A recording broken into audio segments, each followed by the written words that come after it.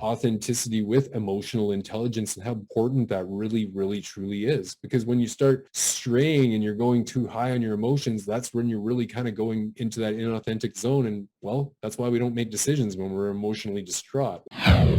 Welcome to the My Future Business Show, where we get you in front of your best audience and keep you there. Not only are we interviewing the biggest names in business to help you become even more successful, we're inviting you to book your spot on the show to help you grow your business. So at the end of the call, make sure you fill in the interview application form at myfuturebusiness.com/interviews.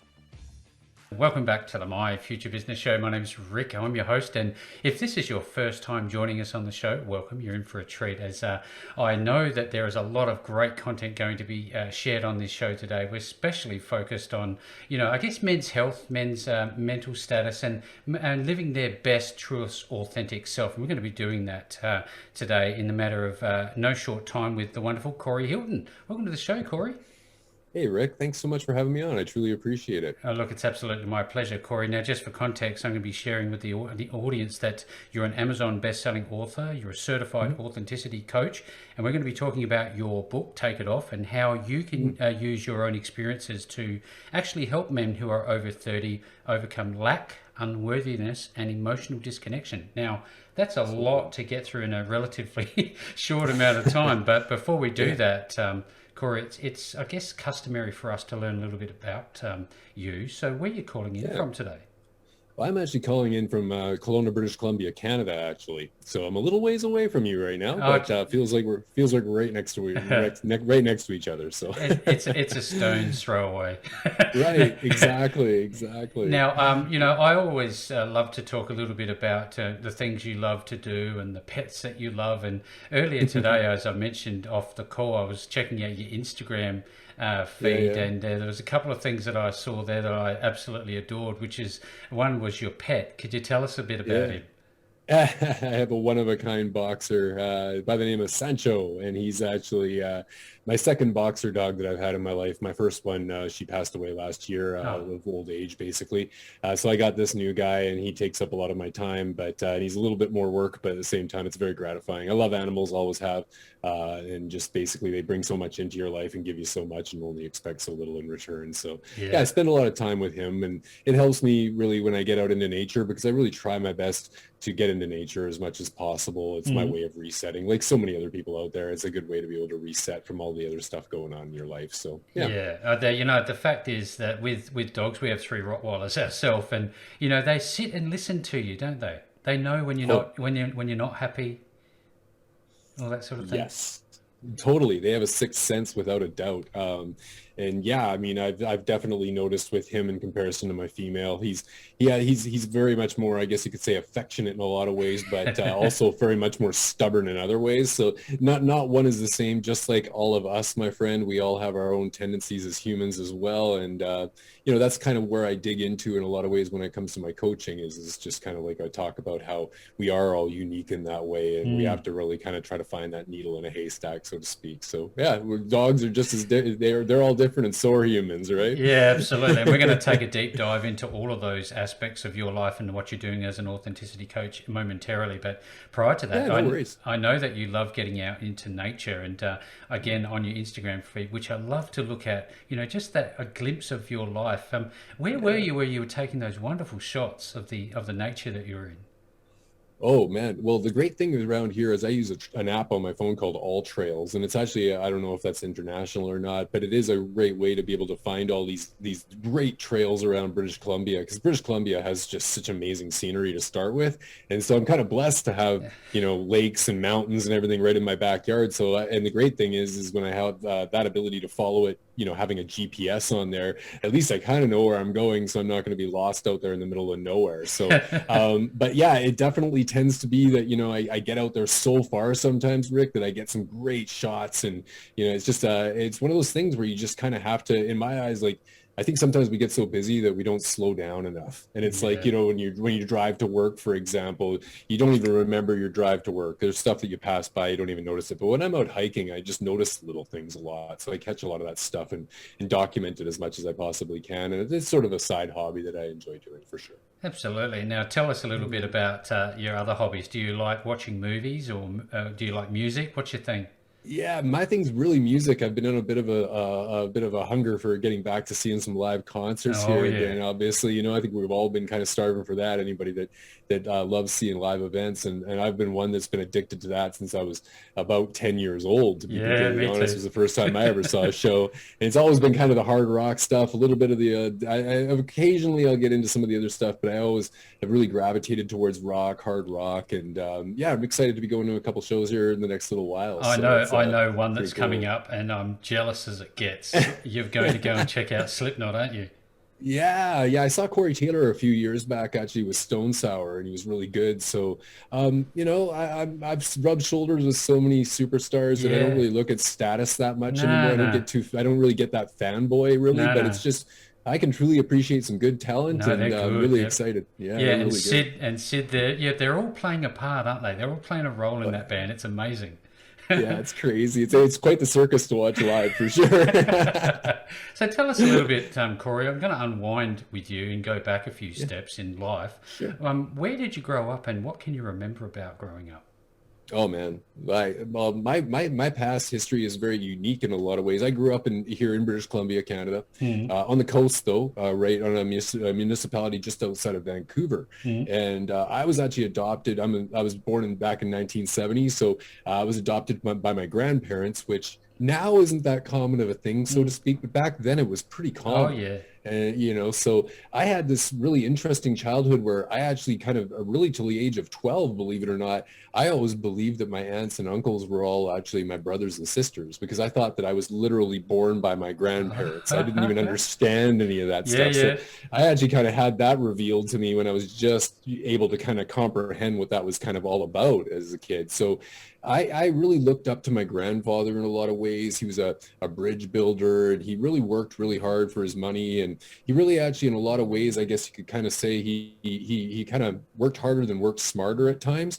But that was only really because he was limited with his tools in the first place, right? I think we all only know what we know. Mm. But as a kid, I looked up to him as Superman, and he was very emotionally disconnected, unfortunately, due to having some struggles in his own personal life, but also being in the military through World War II. And, Mm. you're programmed, right? Yeah, Like you're yeah. literally programmed to be a robot that way. So it did have a bit of a chain reaction down throughout my family and Mm. including myself, right? Where I couldn't really convey emotions the way that a lot of other people could when they maybe heard the loves yous and the honeys and sweeties in my house. I didn't hear a lot of that. No. The love was more represented in other ways, Yeah, right? So yeah. I was born in kind of just a middle class, normal, household that I guess you could say what is normal, but I had a mom and a dad, and I'm very, very blessed to have had that, especially where there's so many other people in this world that don't have that. Oh So yes. I don't look at it as a total negative, and I don't play any blame game, especially now. I used to play a little bit of that blame game and try to look at my struggles and say, oh well, that was because of something else, and you can go to the root of it sometimes, try to figure out why you did things like you did in your life based off your family background, but I can't blame them. No. That's not not where I roll anymore. No. That's kind of where I was before I started this whole authenticity Yeah, trip, I yeah. guess you could say. And part of this is why I wanted to talk to you. Now, in terms of your truth, when it Mhm. was revealed to you, and might I add, I have a similar truth in terms Mm. of not knowing who my parents were, thinking that they were who they were for 25 years before I was told the truth. Now, so Wow. there you go. There's a reveal for you. I want to There know you how go. you responded when you were told the truth.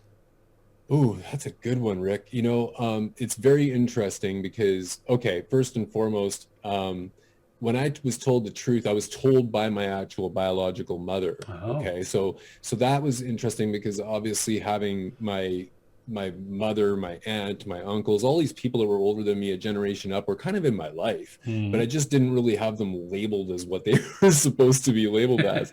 So when she told me, I'm your mother, I said, oh no, you're my sister, and I just Yeah, didn't believe her, yeah. right? Like, Wow. and then eventually when I figured that part out, it was actually right in the same conversation. She actually said to me, she said, well, if you ever want to actually meet your biological father, I can actually have that set up. And I thought, okay. And I reluctantly said yes at 12 years old because Oh, I was really reluctant with it because I kind of had a fulfilled you were lifestyle. good. I was already pretty good. Like I didn't have a really, I did I guess you could say I was very spoiled in some ways Yeah, as yeah. an only child, so to speak, at that time. So I didn't really have a desire to meet him per se, but I went ahead and said, yeah, I will. And then actually what ended up happening was he was supposed to show up to pick me up to meet Mm. me, and he didn't show up that day. Oh. And so when he stood me up, I didn't realize actually the subconscious, I guess you could say, little t trauma that came with that territory. And Mm. actually there's an element of it that I had to dig deep into even this last couple of years to understand why I had even issues with relationships at times where I was really traumatized, or I should say like really upset, more upset than I should have been sometimes by a breakup. Yep. And I actually kind of figured that out, that it was a little bit of a sense of abandonment that actually went as far Hmm. back as that based on even that moment, right? Yeah, So yeah. it's just interesting. I mean, as you know, I mean, therapy wise, a lot of people, they say, oh yeah, you have to dig back into your childhood. Well, you know what? You You kind of do. do. You kind of do. You know, you really No, do. well, So look, Corey, I really do appreciate you opening the door to that part of your life. I think it's great for context and understanding your oh, you're welcome. journey. Thank you very much. Now, I'd love to know, given that I was also raised by and large by my grandparents, it's a very similar story, very similar, That's cool. that I've found that they gave me some incredibly powerful, valuable, almost old school values to live by. Did Yes. you find that?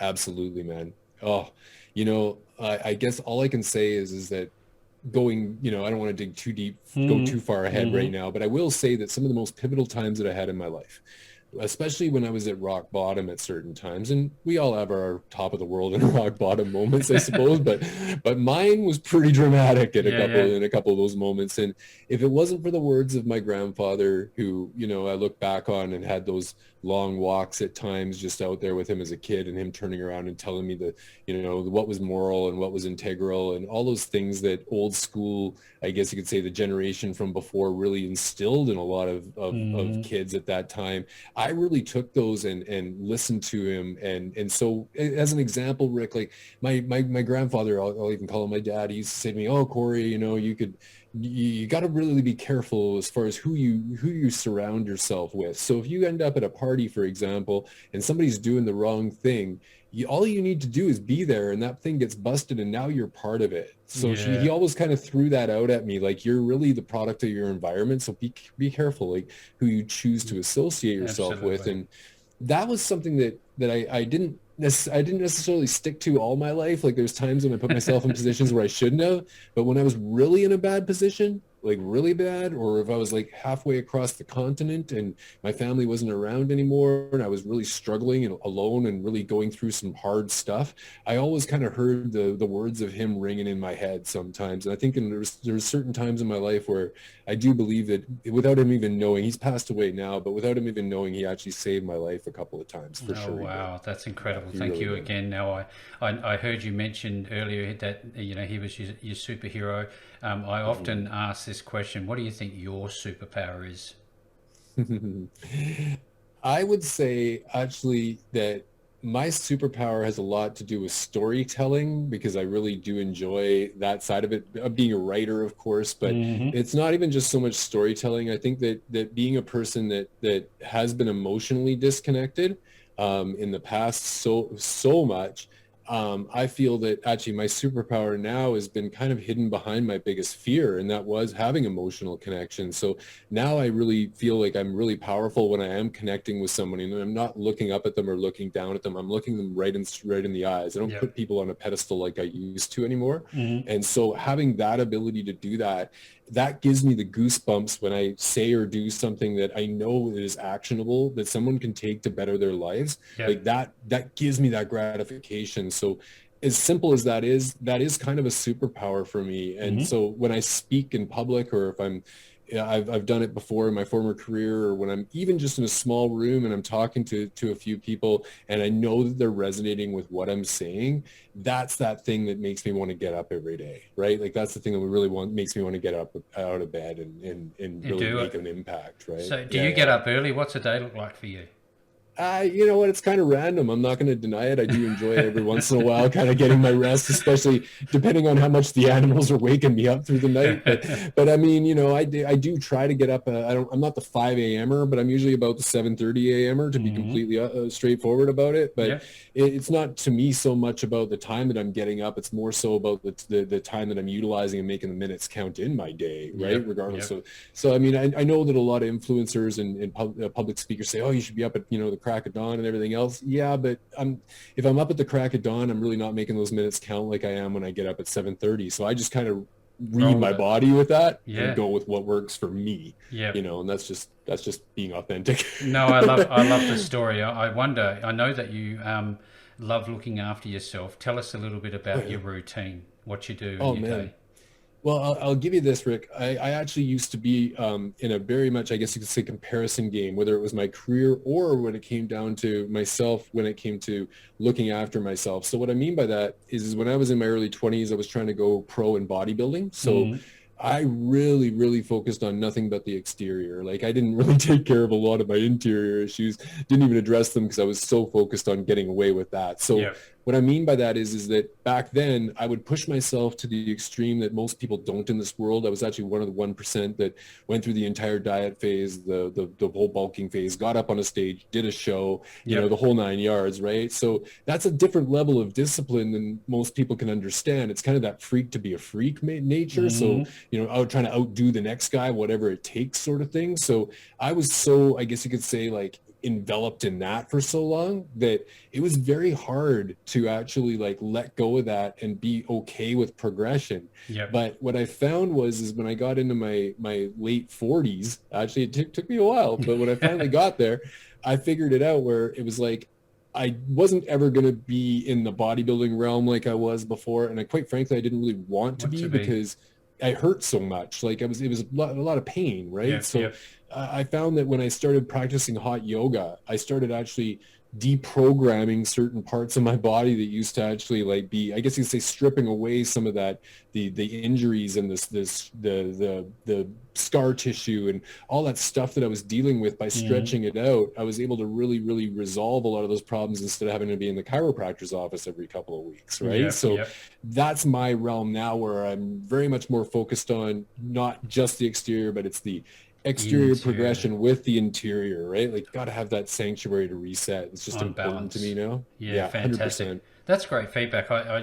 Clearly you've started to take care of the mind, body, and spirit all as one, and I'd Hmm. love to obviously get into that. But I want to It's know amazing. now. You led down a path that took you to become a dancer. Now, Yeah. you know more about this than I do. I've checked out all of the information that I could, but could you share how this came about and why you made this decision? Yeah, yeah. So this is kind of jumping back a little bit, but remember when I was saying how, like, you know, when I was a kid, I was emotionally disconnected. I came to realize that there was certain times where even myself, I was unintentionally inauthentic by thinking that, you know, that I guess that one thing was my truth and it wasn't. It was actually just my perspective at that time in life. So Mm. where I'm going with this is that as I progressed and got older, I didn't have a lot of that emotional connection with my family. So what I'm saying is since I worked on just the exterior, when I was in high school, I was actually bullied a bit as a kid. I Mm. had issues with that sort of stuff, like a lot of kids do. Yeah, But yeah. my resolution to that realistically was build myself, get in the gym, work out as hard as I can. Nobody will ever bully me again, right? So, but when I went through doing that, what ended up happening was I was 17, my body had transformed. I was like, you know, in pretty good shape. And Yep. one of my buddies, he was a couple of years older than me. He said, hey, you know, why don't you put a university shirt on and come down to the club that I work the door at and I'll let you in. And I thought, oh, okay, well, you know, I'm going to high school, but I'll give it a go. It's Friday night. I'll go down there. So I show up and, you know, I'm kind of excited. I've never been in a nightclub before and I'm nervous. And of course I showed up right when the bloody place opened. There's not a soul around, like, you know, stupid. Hello. And so, yeah, right. So I walk in and And I'm standing there talking to the door to my buddy, and the manager comes up and he says, "Hey, who are you?" And I said, "I'm Corey." And he said, "Oh," he goes, "You're going to school?" And well, I didn't lie, but I said, "Yeah, I am." And he said, "Oh, you looking for some extra money?" And I said, "Well, who isn't?" Who And I isn't? said, I'm a starving student. What you got going on, right?" And he said, "Well," he goes, "Take your shirt off." So there was no one around, so I just took my shirt off, and he said, "You're hired." Oh, Hired for what? what? And he's right.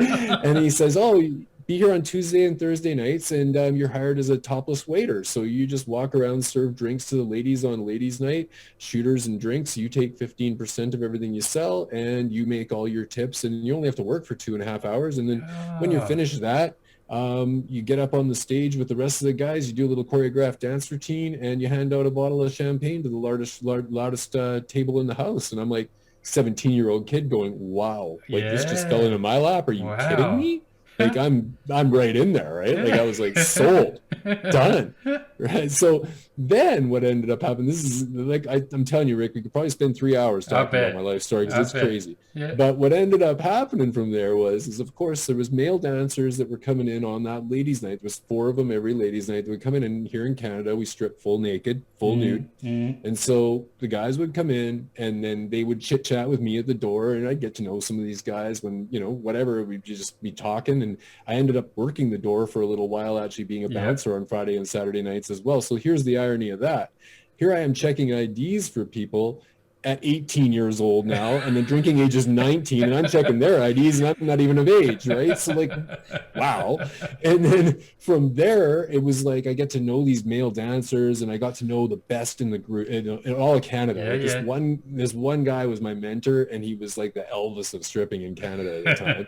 Oh, And here I was, yeah, right. Here I was working at the best, basically ladies' night in British Columbia at the time, at the heyday of ladies' night. Now, this is a foregone industry somewhat. I mean, even before COVID, there wasn't really a lot of no, male no. dancers still left. But I was lucky to be in there when I was, because it was at the best peak time that you could Yeah. back in 1987. Yeah. And so, looking back at that moment, when he said, "Yeah, I can show you, everything that you need to do." And I looked at these guys going and doing that. I said, "No, man, there's no way I could do that. Like that just, wow, like Out that's one of there. my biggest fears." So again, we're talking about those fears, Yeah, right? Well, yeah, yeah. what's behind your biggest fears usually? Usually it's your greatness. So Yeah. I ended up actually finally getting convinced to be a dancer. And he said, "Okay, well, let's put you together a name. What's your favorite movie?" And I said, at the time, I said, "Well, Patrick Swayze, Roadhouse. Love that movie because I'm a bouncer, right?" And he Yeah, goes, "Oh, yeah. okay." He said, "What's his name in the movie?" And I said, "Dalton." "Okay, Dalton." And then he says, "Well, you're a big guy." He said, "We got to give you a big last name." So we tried to figure it out. And we came up with Dalton Strong. That was the last name, Love right? it. Love it. So we got the name. So we're literally, Rick, we're sitting there 10 minutes into the conversation. Now we got the name figured out. And it was like, then a couple weeks later, we had the act figured out, and I went and did Arnold Schwarzenegger, the Terminator, and went out to do this act. And it was just this crazy, like coming through the fog with my laser scope, and all these girls are in the place going crazy. And here I was looking out at the crowd, and I think it was 4 or 5 girls from my high school graduating class were Oh. actually right there waiting for the show. And so, yes, I was nervous, but man, the nerves escalated even more, obviously, for Yeah. that, right?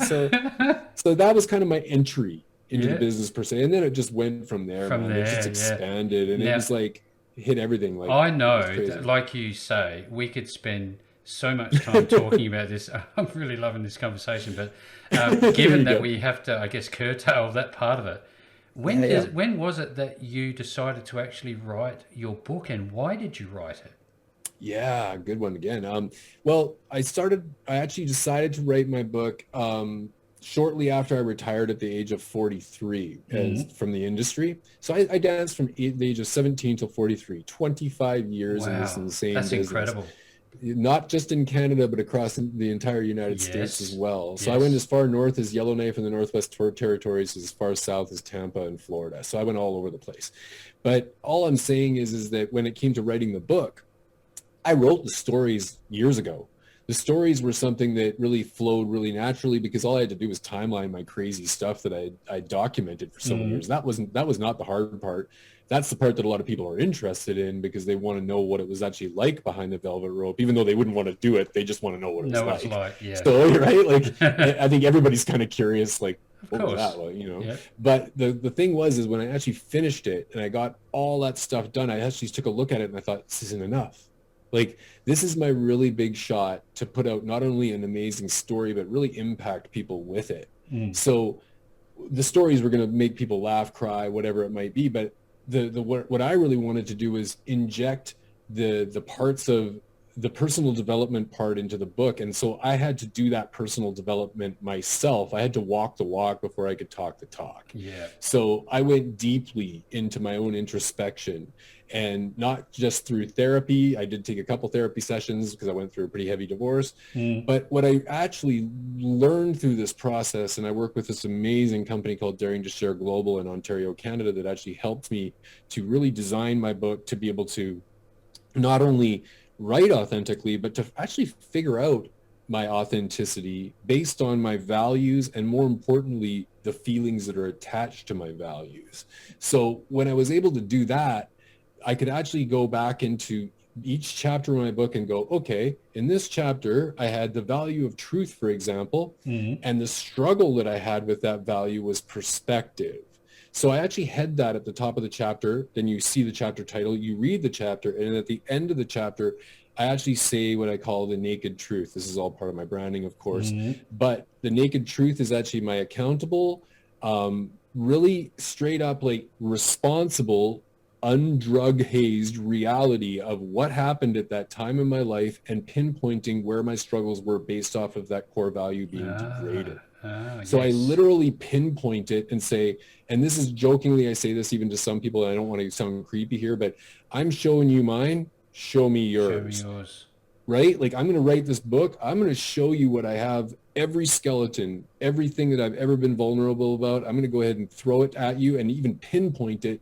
And then from there, if you're somebody that's willing, and you have to be willing because that's like anything, Yep. but wanting to address your own authenticity to become a better writer, maybe a better professional, maybe a better just human being all the way around, then by me opening up and showing you that, it allows you to go, well, you know what, maybe I can open up to show him a little bit about me too, instead of just going to a therapist's office and having them hold up a picture and ask you what this picture reminds you of. Mm. I'm actually kind of going in there in a different angle. So we all know that there's a lot of speakers and there's a lot of people in the self-help department that regurgitate the same stuff. It's Yep. just over and over, right? Oh We've yeah. we've all heard the same stuff, right? Yep. All I was wanting to do, Rick, was come in from a different angle, make it a lot more interesting, a lot more fun for my students, and also not just that, but really dig down through the authenticity realm and going deeper than just being authentic and saying you need to know your core values, but address those feelings, because those are really, really important when it comes to things triggering you in the first place.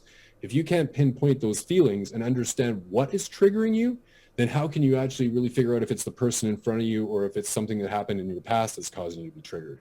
You can't, Yeah. No, you right? can't. So No. that's where I'm finding that I'm getting far better, more authentic, real relationships where I actually, and through my authenticity, I lost some people, but I really gained some people that give me that type of feeling where my vibration's higher. I'm walking out of that room feeling like I learned something. And I don't know about you, but, and I'm not saying this from ego in any way, but I've been in a couple rooms where I was the smartest person in the room and it's not Mm. getting me anywhere. No. It's just not getting me anywhere. So I really wanted to learn from others, but I had to learn about myself first before I could learn about others. And so understanding that I was only seeing life through my lens, I wasn't really accepting of getting feedback from other people to see things through their lens, right? So Yep. Yep. by doing that, it makes me more real. It makes me more authentic. So now you know who you're talking to today and tomorrow, not me Yeah. trying to sell something that I'm not, Yeah. right? So You've I hope that makes certainly sense. you've certainly grown in leaps and bounds. At one stage, you were all external. Here, look at me. This is what I look like. My ego is running the show. To somebody who's introspective, who has grown, I guess psychologically, you've now been able to position yourself as somebody who's, I guess, empowered to help others. Do you find that your students have that sort of reaction when they start to, look at themselves on a deeper level?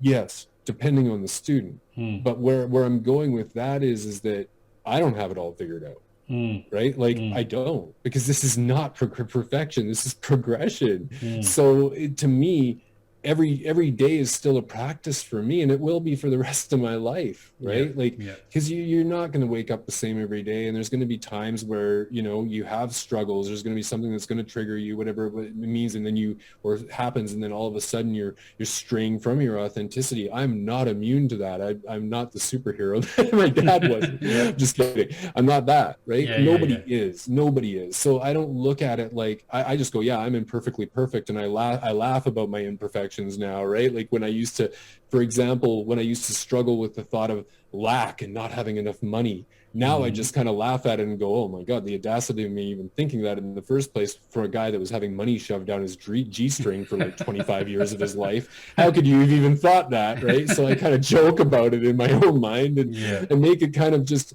not so serious, because I find that I got times when I fell into that trap of self-doubt, unworthiness, lack. It was kind of like I wasn't being myself, and I would actually, it almost paralyzed me from making an impact on others in my life, and really just progressing in my own, right? So I Yeah. don't want to be in that role anymore. Like, I just really don't. And I struggled so hard with divorce and the pain of going through that. So I guess for my give back, where more so than anything else, really is really for the guys out there in particular that struggle with those things, because I really couldn't really figure out the true definition of man enough a lot of the time. And I kind of thought, well, you know, men don't cry. Men are the hunter gatherers. They go out there and, Uh, you know, they can't fail, you know, and all hmm. that. And then you put all this pressure on yourself, and then it bottles up, bottles up, bottles up. And then all of a sudden you blurt out something that's completely inauthentic. And that happened to me a few times. And who does that remind me of? My father, my grandfather who Hmm. raised me, a Hmm. really good man with all the best intent in the world, but we can all be bad apples of good intent at times. And he was one of them. And so have I. I've been that myself. Right. Yeah. So Yeah. I just want to talk to that guy that's 30 years old, that guy that I was, you know, before I took that step, Hmm. and maybe help that person to not go on the long Forrest Gump walk and go through the pain that I went through. I'd rather actually have them learn the lesson a little bit easier. It's nothing's ever going to be easy, but at the very least, kind of put a person into the more rational mindset instead Hmm. of the emotionally overdone mindset. And that's where it really comes down to to me, the synchronization of authenticity with emotional intelligence, and how bloody important that really, really, truly is. Because Here. when you start straying and you're going too high on your emotions, that's when you're really kind of going into that inauthentic zone. And well, that's why we don't make decisions when we're emotionally distraught, right? Yeah, absolutely. Now, with that being the case, Corey, what a fantastic conversation this has been. I know that there will be people on this call who want to make a connection with you and learn more, get your book and all the rest of the great stuff that you're Yeah. doing. I'm wondering if you could share where they're going to find you and how they can get their hands on this book. Yeah, absolutely. I'll make it easy for your audience to actually have two website names that go to the same place, but I would say CoreyLaneHilton.com, but it's Laine, so most people will make a mistake. So Uh-huh. just go to takeitoff.ca, and Mm-hmm. that'll get you to the exact same place anyway. Yep. And that where through that website, you can actually chat with me directly through the chat, and it is actually me, believe it or not. It's right to my cell phone, Imagine that. right? And yeah, right in this world. But on top of that, you know, my book can be purchased right now on Amazon, Barnes and Noble in the U.S. It can be purchased throughout Canada at chapters in Indigo. But yeah, right now I just simply have the book on there. But within the next 2 weeks, I'm not sure when this is airing, but within the next 2 weeks, Hmm. I'm going to actually be having my video courses on there and my one-on-one training options on there. And this is Fantastic. the cool, and here's the really cool angle with this. It's a lot different than most people have done. I am taking my biography and I'm packaging it together with the courses, and it actually, you cross-reference with my biography with the courses that I provide with the worksheets. Yeah. So it's kind of a neat thing to do, because as I said again, I'm showing you mine. So actually, when I talk to my students, I'm like, go into chapter 1, have a look at my struggle between this and this, and absorb that and see how that actually pulled me away from my authenticity, and Uh-huh. relate to what I'm talking about. Give me your story, right? So that kind of makes it a little more, I guess you could say, than just being going through a self-help course or Yeah, whatever, right? So absolutely. Yeah, no, well, yeah, it look, adds a lot. It's a guided experience that you have a vested interest in. You've lived it. You can't buy experience. And anybody's on the call today, if you've seen this call and you think there's something in it for you, life is not a dress rehearsal. You only get one shot at this. So reach out to Corey. I'll be providing all of the links below this post. No matter where you see, you'll be definitely able to get back to Corey and his wonderful book. And with that, in closing, Corey, thank you so very much for joining me on the show today. Absolute pleasure, my friend. Thank you for having me on. Thanks for joining us today. If you enjoyed the call, then make sure to subscribe, leave a comment, share us with your friends, and book your spot on the show at myfuturebusiness.com/interviews. And if you're looking for solutions that will help grow your business, then visit myfuturebusiness.com/shop.